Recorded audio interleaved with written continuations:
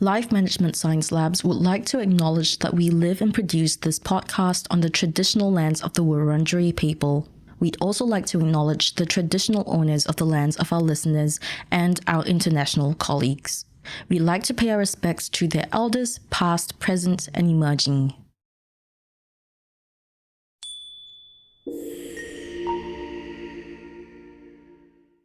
Hi, and welcome to Self-Improvement Atlas, the Personal Science Insights podcast produced by LMSL, the Life Management Science Labs. We are champions of life management science, providing structured insights informed by science and inspired by practice on key aspects of conscious living. Each week, we bring you scientific and practical insights on each element with the expert knowledge of professionals in the field. I'm Marie Stella, your host from Melbourne, Australia. Let's start the show. Welcome back to the show.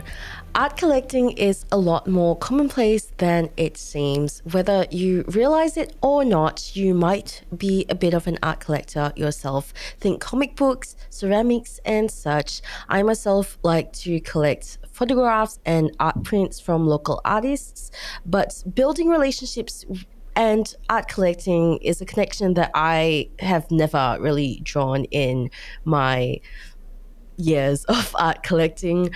Years is a bit of a reach, but still, the more that I think about it, though, it does make sense. So I am thrilled to get to chat with art appraiser and advisor Victoria Shaw about the role of art collecting in connecting with people. Hi, Victoria. Thank you so much for coming on the show. How are you going today? Things are good. I mean, it's a very busy week. The week after Labor Day is always very hectic in the art world in New York because we have the Armory Fair and then we have other multiple satellite fairs. So, for instance, yesterday I was at a fair called Spring Break, which is mostly emerging artists and smaller galleries or curators. And then today was the opening of the Armory Fair at the Javits Center and also a new satellite fair called Photo Fairs, which I'm probably going to go to tomorrow. And then, of course, there's the Independent Fair as well. So there's a bunch of things going on this week. There's the galleries that are having events in tandem with everyone who's here in New York. And then, of course, the auction houses have their previews. So last night I was at a panel discussion at an auction house that I really like called Bonhams. That sounds incredibly hectic, but at the same time, it must be fun. It is. It's super fun. It's exhausting, and you really do have to pick and choose about what's meaningful to you and what you need to go to and what you can skip for the next year, because we have limited amounts of time to see art, and of course I have other responsibilities with my clients, so I can't spend every day at an art fair just looking at art. I'd love to, but it just doesn't work that way. So I'm pretty wiped out, and I'm going to be probably pretty wiped out through the end of this weekend because the art fairs continue through the weekend. So I'll be seeing a lot of art this week. Yeah, I probably never experienced this to the same caliber as you are experiencing it, but I definitely related to that with the design fair in Melbourne, where I wanted to go to so many workshops and so many of the events, but I just couldn't go to all of them. And that was kind of sad.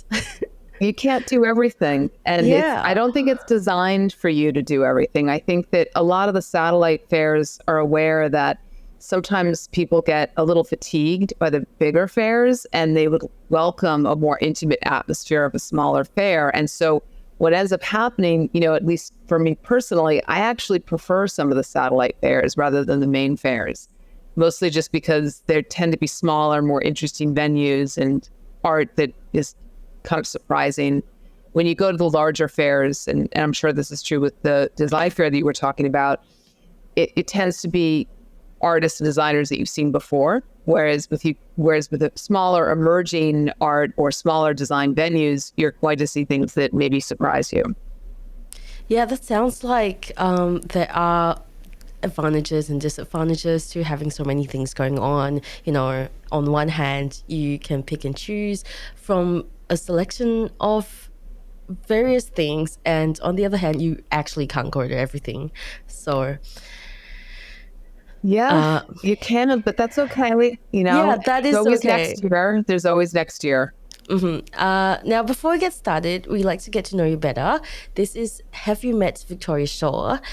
Or what do you do in your spare time? Do you read any books? Yes. In fact, I'm reading an amazing book right now by an Australian author. It's called Horse, and she won the Pulitzer Prize. And it's about a painting of a 19th century racehorse that ends up in the hands of a PhD candidate. And he ends up doing a lot of research about this particular painting. And it's a really wonderful book. And I'm blanking right now on the author's name, but she is Australian and she comes from an equestrian background. So she's very, very specific about horses and horse racing. And of course, she also learned a lot about art and art collecting and art scholarship. Yeah, that sounds amazing. I feel like there's nothing more gratifying than learning about the history and the background of whatever art that you possess. And the story behind it. So yeah. What about movies or TV shows? Are there any that you're watching right now? I have this sort of love hate relationship with TV, probably because I watched too much of it as a child. And back then, the television writing was terrible, and yet we all got sort of sucked into it.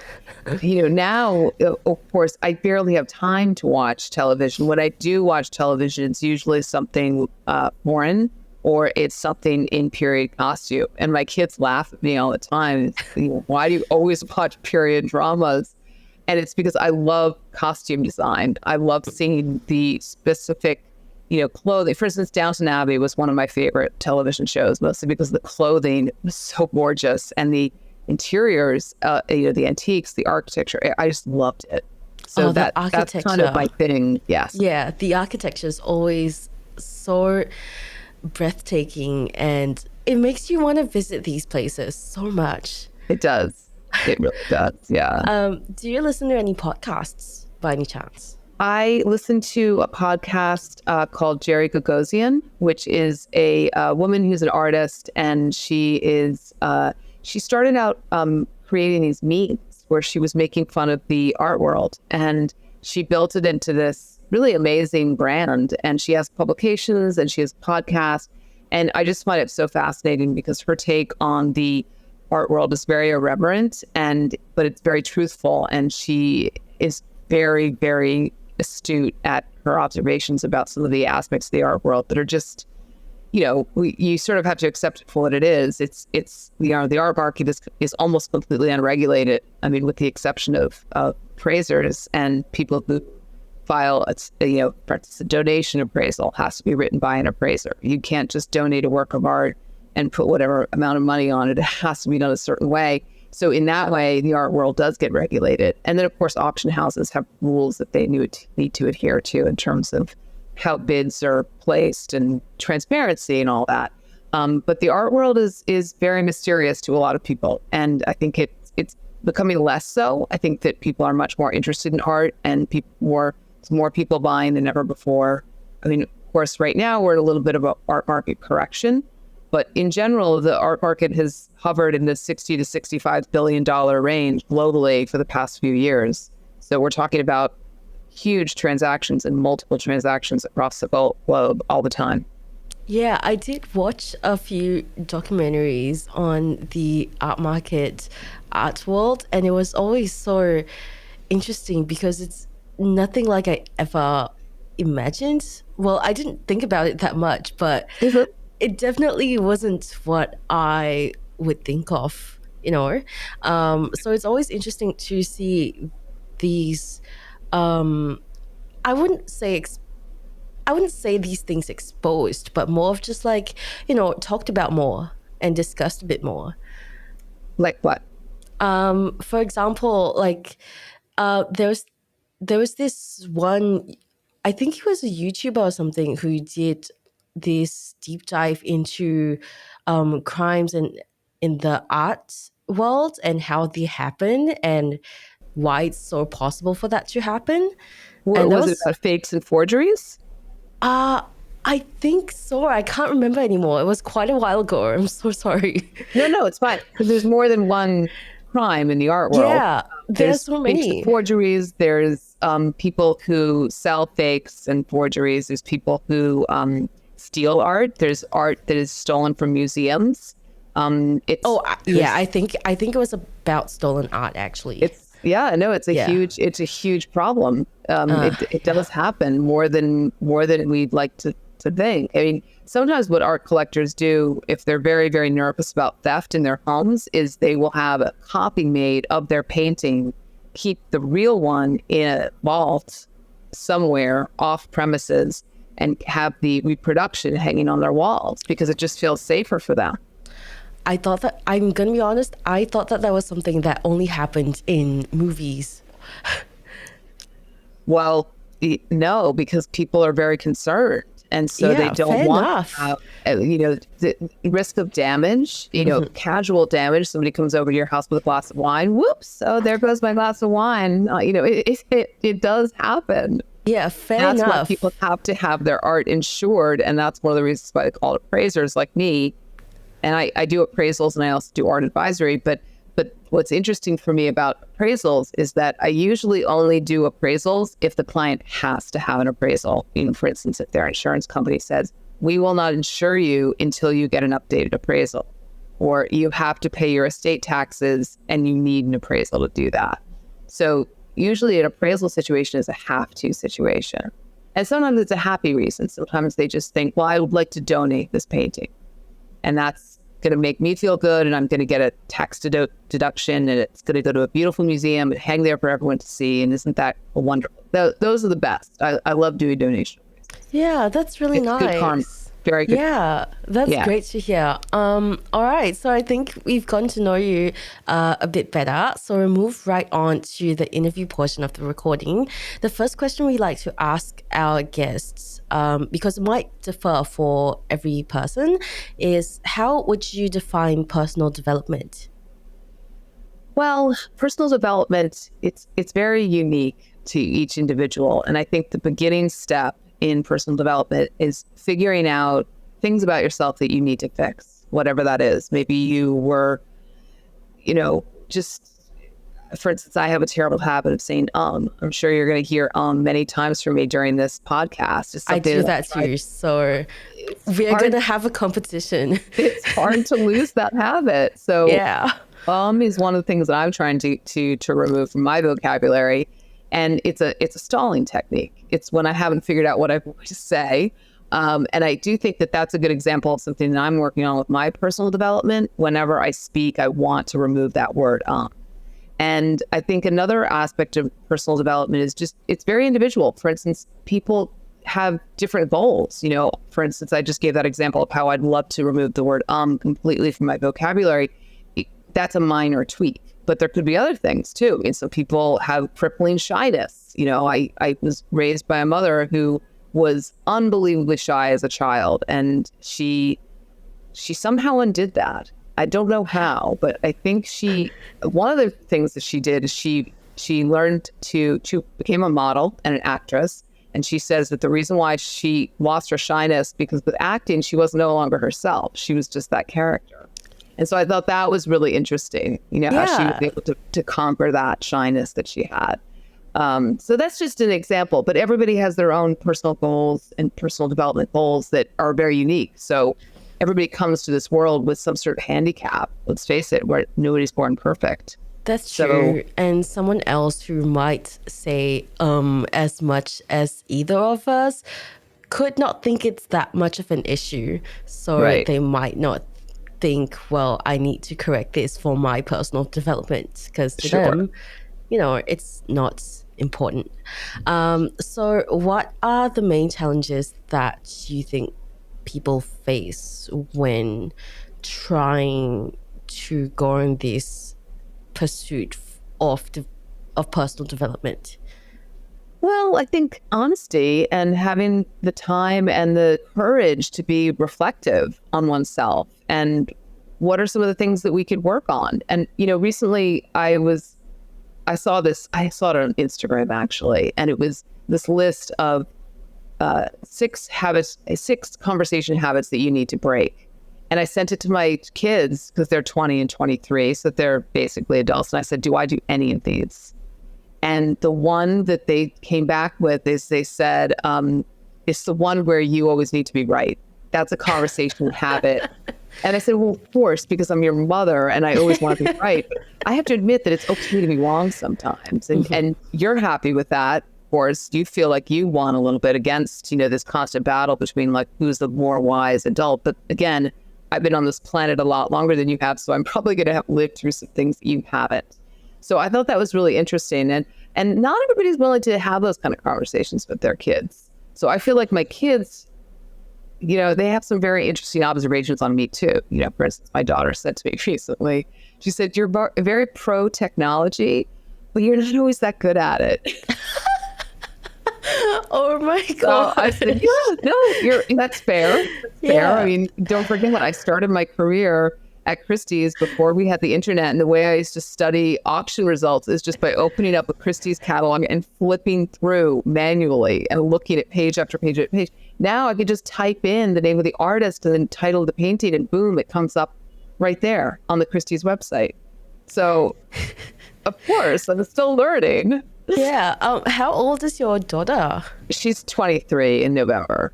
23 November. Oh, I don't know why I was picturing like a 5-year-old kid. Oh, thank you. That would be quite something if I had a 5-year-old my age. Wow. It was a lot funnier in my head picturing her as a 5-year-old kid. I was like, wow, what a mouth on that one.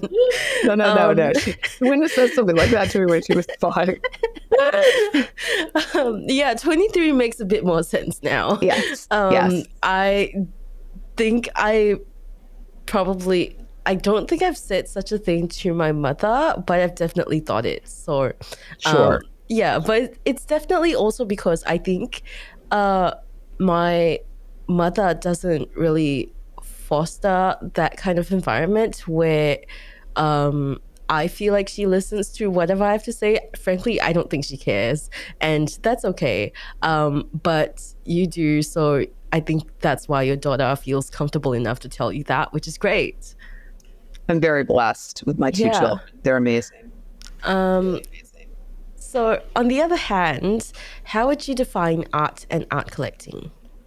Well, I mean, art and art collecting, it really varies on so many different factors. I personally love going to art fairs with artists. I think that's the best way to look at art.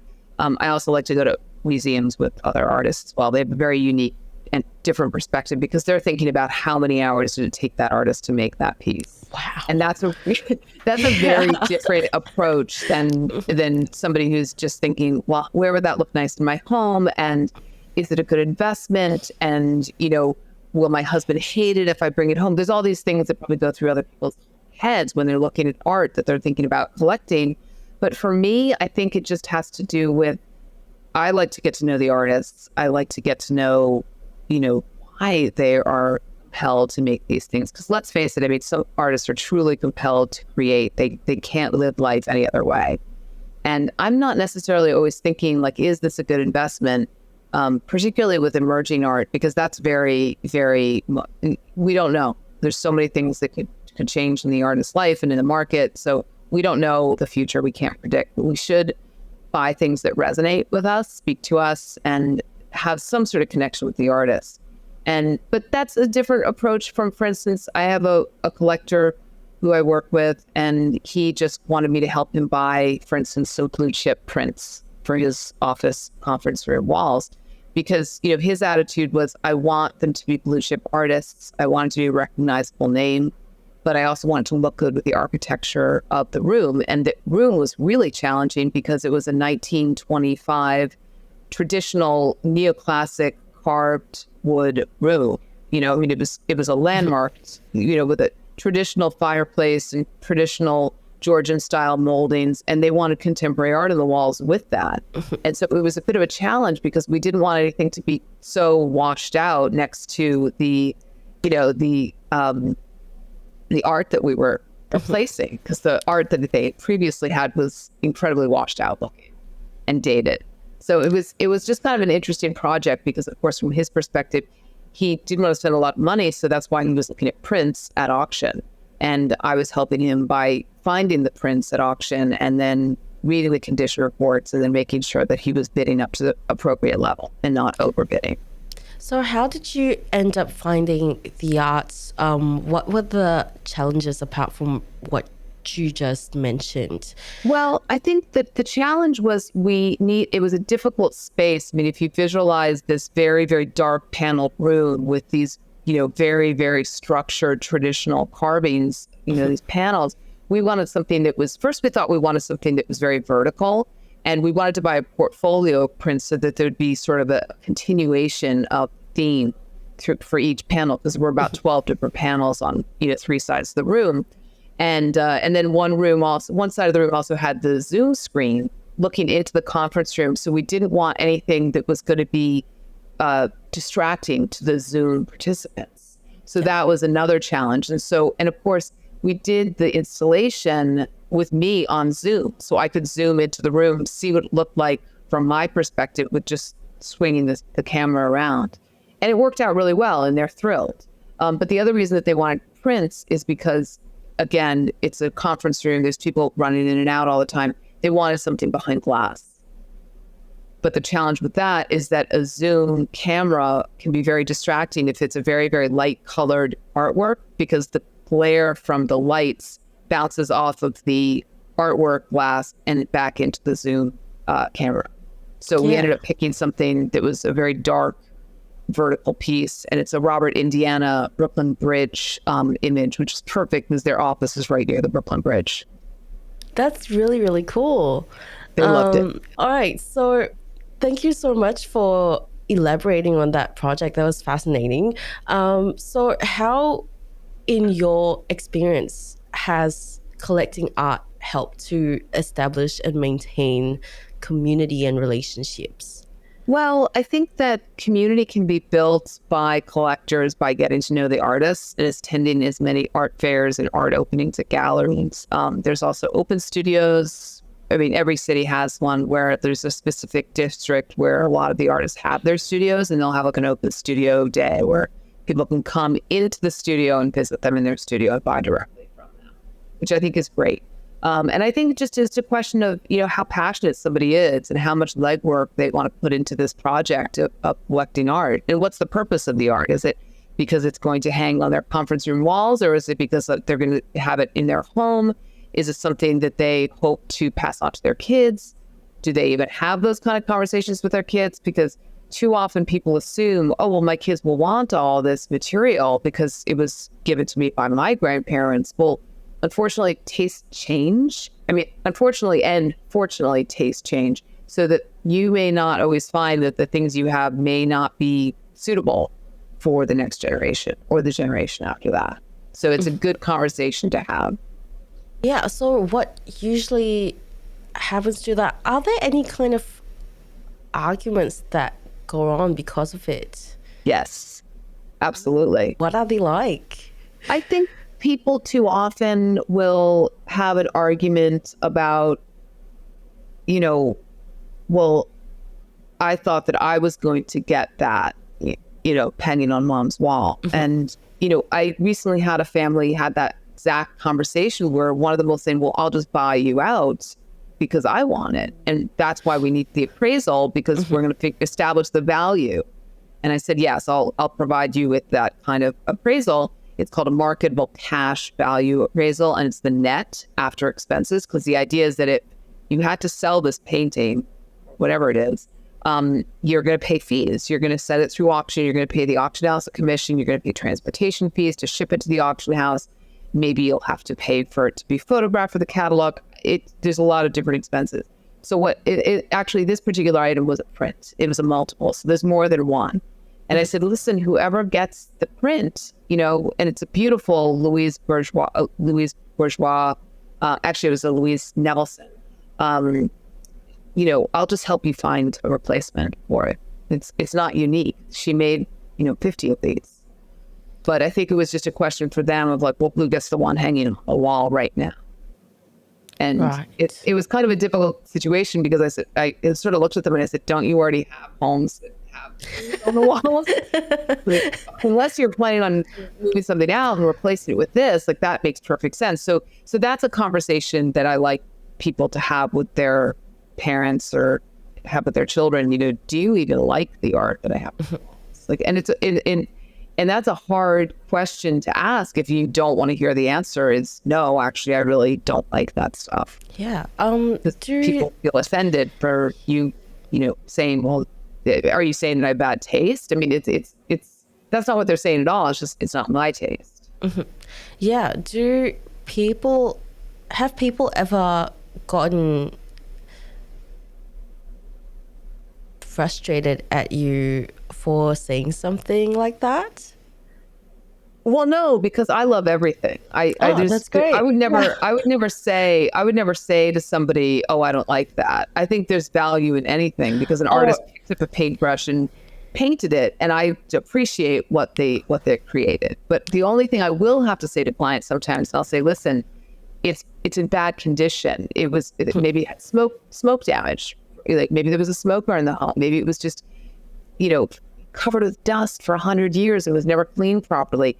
And the condition issue has affected it. So now the value is less than. Or I'll just say, listen, tastes have changed. People don't buy and collect the same art that they did in the 80s and 90s. So the piece that you thought was worth a ton of money is actually worth significantly less. And that's a difficult conversation. They don't like hearing that. But I'd rather have them dislike me for being honest with them than lead them down some sort of rosy garden path, only to find out later that I wasn't, really honest with them. And it's unfortunate because the thing is, for instance, I love antiques, but the antiques market is very soft. People don't buy antiques the way they used to. It's very, very well-made furniture too. It doesn't fall apart. It's just, it's not like something with IKEA that's just sort of like slammed together with like your hammer and your you DIY like furniture assembly. I mean, these pieces were built 100 to 200 years ago and they're still here. That tells you something. They're hand built and they're meant to last. But the problem is that nobody buys that material anymore. So it has a much lower value. So what kind of social connection do you develop in the art collecting community? Well, I think that people develop social connections based on a lot of different, interactions that they have, not just art fairs and auction previews, but the way people communicate now through social media. I mean, there's artists that sell their art to collectors through Instagram, which is fascinating to me. I think that social media is a great way for people to follow artists that they like and find out when their next, exhibition is going to be, whether they can be in that next group show, finding out that they got picked up by a gallery and they're now going to be with that gallery. I think there's a lot of great ways that people can connect, not just in person, but, online. And for instance, if there's artists that I follow, and for instance, I have this one artist that I like to follow her wherever she speaks, either in person on a panel, or if she's doing it sort of a Zoom call with a Zoom panel.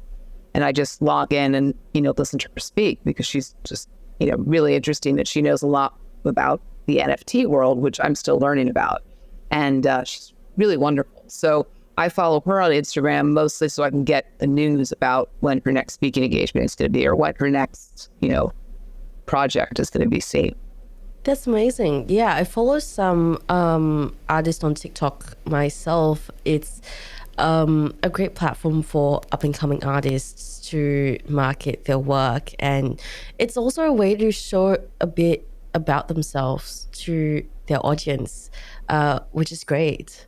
I think that's really important. I think that people should get to know the artists that they're interested in collecting and get to find out what is important to them, what makes them tick, because that is going to be transcended into their work. It's going to be important for them to share with people.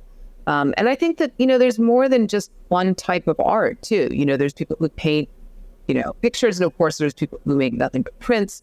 There's muralists, there's people who do portraits, and there's different styles of art too. So it's very unique and it's very specific to what people are interested in. And I do think, I always recommend to people when they're starting to collect art, I say, get to know the artists and buy directly from the artists. Great way to start your collection. Just, trying to work with an art advisor as well. I do advise people, if I think something is overpriced, I'll tell them. and, that's not always an easy conversation to have, but I do think it's important to buy locally, buy with artists in your community. So what exactly does an art advisor do for you? Well, an art advisor, will help you figure out what your goals are and will help you sort of, have these difficult conversations, particularly with a husband and wife. For instance, if the wife is really, gung-ho about a particular artist, but the husband's sort of like, well, I don't know, that price tag, I can come in and I can sort of say, well, actually, it is a wonderful work of art, but I don't know if I agree about spending that much on this particular artist who doesn't seem to be quite as established as I would have expected for that price range.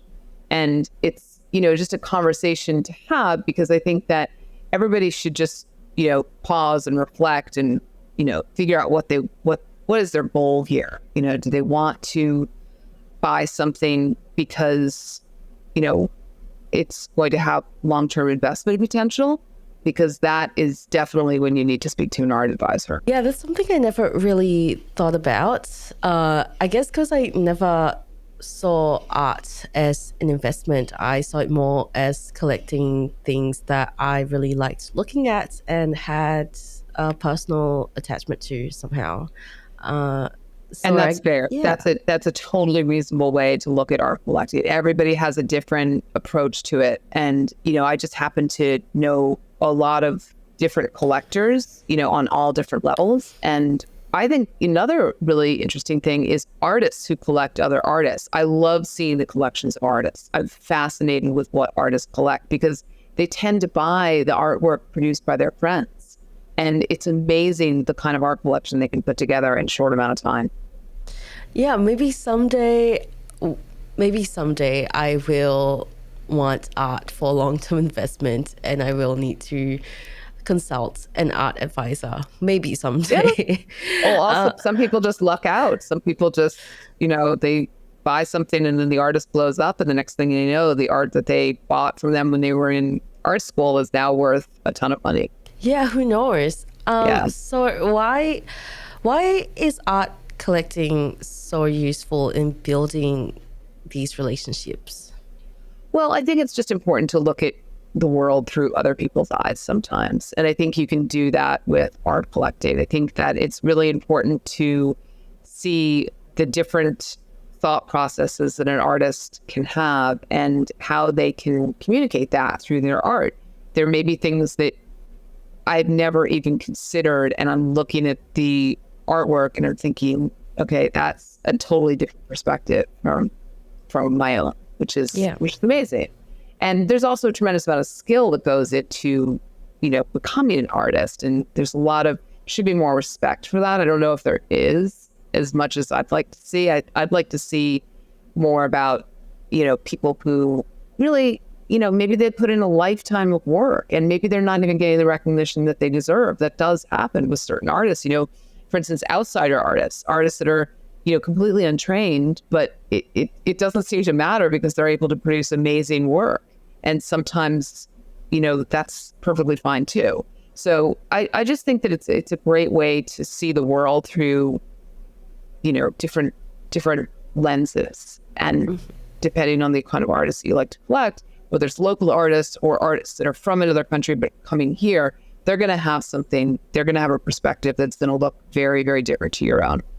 And are these relationships built through art collecting different than your regular relationships with your other friends? And what are some of these differences? Well, I mean, if you're collecting art, it's a transaction. You're buying something from an artist. So that's immediately a different relationship. But that said, I think that it's really important to buy art from artists. I think that too often we get very caught up in a very sort of, fast fashion culture where they're like, people are just like, I need these clothes. And it's just like, I mean, designer clothing, that is art. That's just art that you wear. But I'm amazed at how what I'm really interested in is how the fashion world and the art world are starting to collide and get, really intermingled, which is really interesting. But it's a different transaction, it's a different relationship because you get a chance to get to know the artist. Maybe, maybe you start collecting the art when you're traveling, or maybe it just sort of, maybe you inherit the art even. Maybe you're just sort of like, oh my God, I didn't know that I, inherited this great piece. Maybe I love it or not, but it's still kind of an interesting conversation to have. Well, why do you love it or why do you not like it? And then sometimes the best solution, and this is where like it gets kind of interesting for me, is like, for instance, I grew up around the sons and daughters of artists because I grew up in downtown Manhattan at a time when there were a lot of artists still in Manhattan. A lot of them are out in the outer boroughs now, in Brooklyn, for instance. But I think for me, it was really interesting to go into their homes and immediately know as soon as I walked through the door that an artist lived there. I could just tell, because a lot of what it was in the time that I was growing up in Manhattan, it was an area of Manhattan that had a lot of large loft spaces that were, they were nothing fancy, but they had great light, they had great space, so that was perfect for artists in those communities. So what I was always fascinated with is knowing that I was in an artist's home immediately. I could feel it, just the way that they, their paintings were all over the place. And I remember when I was really young going into this artist loft, and the way that they would separate, because it was just a giant open space, no walls, the way that they would separate the room is they figured out this really interesting pulley system with these oriental carpets, because, and you could purchase these enormous carpets for not a lot of money. And that was how they separated the rooms. It was so bizarre, and I loved it. I love that. It was so cool, and I feel very grateful that I grew up around so many artist families, and that was really fun. And yet, at the same time, I knew I wasn't talented to be an artist. I just need to figure out a way to be in the art world without being an artist. So I managed to do it. It's amazing you managed to do it. I couldn't have imagined how I would have taken that thought process at all. But you are living your life right now, and you are in the art world. That's amazing. Yeah, it is. It is really amazing. It is really interesting. It's always something new, and it's constantly changing. And it's similar. The art world is similar to the fashion world in that it's very fickle, and tastes do change. So what I think is really interesting is I sort of look at the art world as like a little deeper than the fashion world, because, there's a lot more meaning that can be, portrayed in a piece of art, whereas fashion is a little bit, well, I don't know. I mean, they get their inspiration from other, sources, I think. Yeah, and there tends to be a lot more just trends that are just trends and don't really serve a bigger purpose, if that makes sense. Yeah, that's probably true. That's pretty accurate, But what I think is really interesting is there's this Japanese artist named Yaya Sama, and has a collaboration with Louis Vuitton right now. Oh yeah, I did see that actually. We saw in New York where there was a giant Kusama robot painting inside of a, Louis Vuitton, with all of the polka dots all over the place. Yeah, I didn't see the one in New York, but I actually saw the collection in Singapore, I believe. It was there not long ago or a few years ago. I can't remember now. But she's done a couple of collaborations with them, but there was one pretty recently last year, 2022. Oh yeah, then I think it was in 2022. I think I saw that in Singapore. And it was in all the major cities. All the Louis Vuitton stores had a different Kusama display. Yeah, it was amazing. I don't think I ever glanced at a Louis Vuitton store that's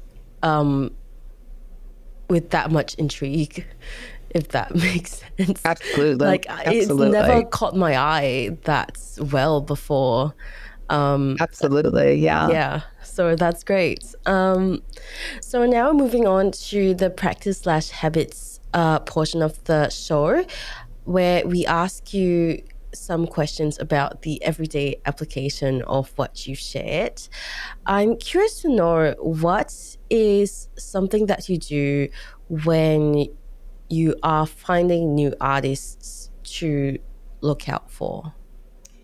I have a daily practice, which I recommend everybody do if they're obsessed with art the way I am. And it's the National Gallery of Art in Washington, D.C. has a daily game at 8 a.m. called Artle. And it's basically the same as Wordle, except it's an artist.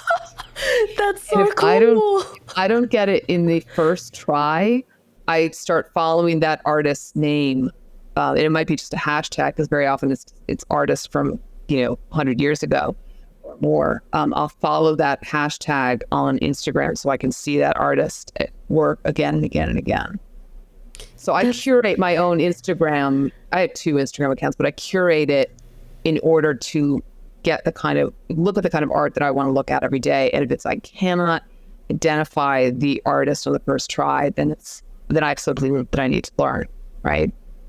And so it's fun for me, and I love it. And then I usually, if I get it on the first try, I post it to LinkedIn, because I want people on LinkedIn to start using Artle as much as I do. It's an obsession. I can't help it. That's really cool. They have so many versions of Wordle now. I think they have Wordle versions, like renditions of Wordle, but for video games or just various other things. And it's crazy. Amazing. And actually, a tip for anyone who's listening, if you don't want to use 2 different Instagrams for your personal account and, let's say, for art or whatever you like to keep track of, there's now like this favorites feature that you can use, actually, where you favorite user on Instagram, and you can access this feed of favorites that you follow at any given point in time. So that's great. That's been a huge help. Yeah. That's amazing. I despise switching between 2 Instagrams. I can't keep track of it. So it's hard. Yeah. So are there any challenges in doing Artle every day?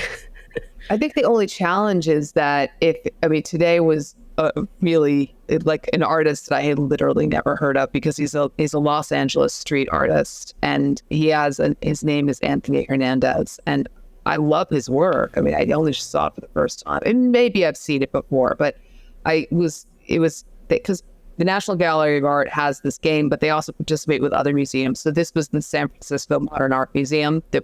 They have a lot of Anthony Hernandez work in their collection. So it was just fascinating for me to do this deep dive into this artist that I've never seen before, because I've seen plenty of New York City street art photography, but not so much with Los Angeles. And it's hard to look at sometimes. Street art can be pretty raw and pretty depressing. And I don't just look at art that makes me feel like, oh, happy, joyous. Like, it's not always like that. Sometimes you hit on something and you can't look away from it, and you just think, why can I not stop staring at this? This is sad. Because photography in particular, especially documentary photography, can be very, very charged.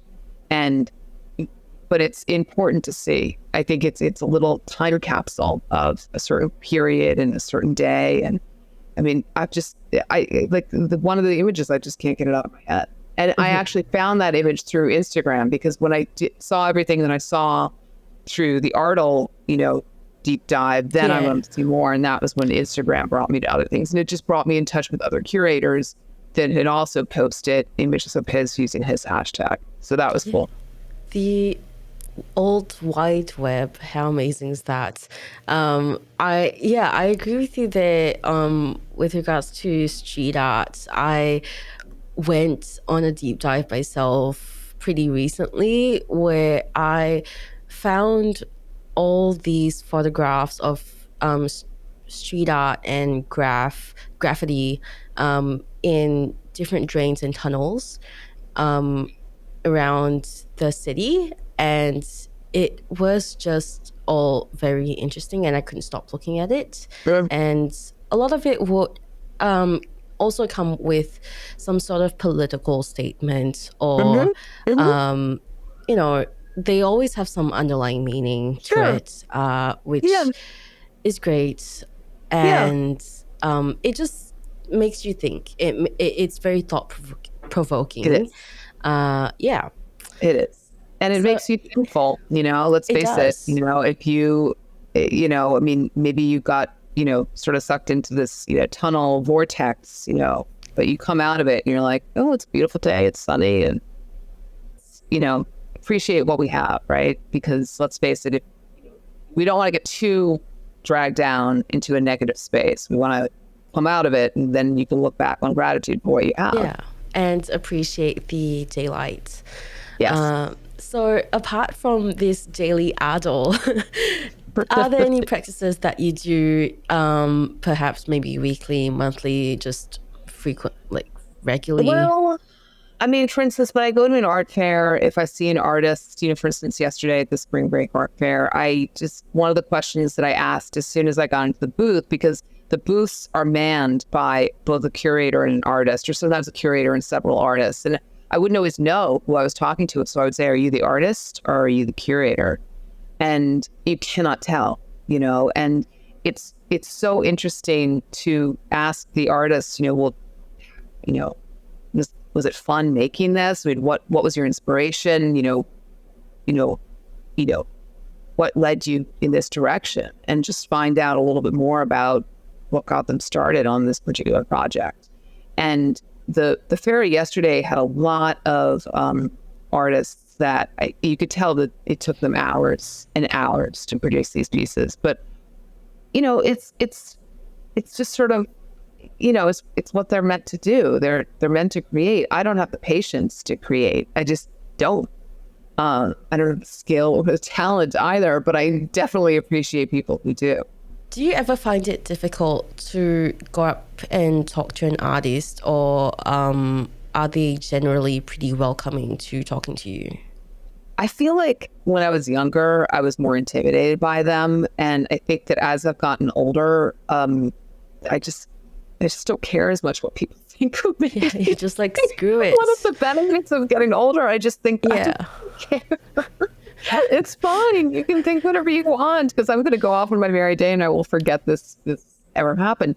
And most people at art fairs, particularly this one that I keep mentioning, Spring Break, they're just really thrilled to have you in their booth. And I was there on their early, VIP access day, because I have bought paintings in the past, this art fair. And so I think that I'm just sort of put into this mailing list, which is nice.